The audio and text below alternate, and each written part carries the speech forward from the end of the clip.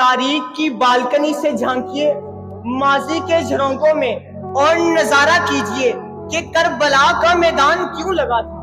آخر علی وقار وہ حسین کہ جو دوش نبی پر سواری کرے، وہ حسین کہ جس کی پہلی خوراک لعاب مصطفیٰ میں گلی کھجور ہو، تو ظاہری بات ہے کہ ان کی تمام تر زندگی رضا الہی کی تصویر پیش کرتی ہے۔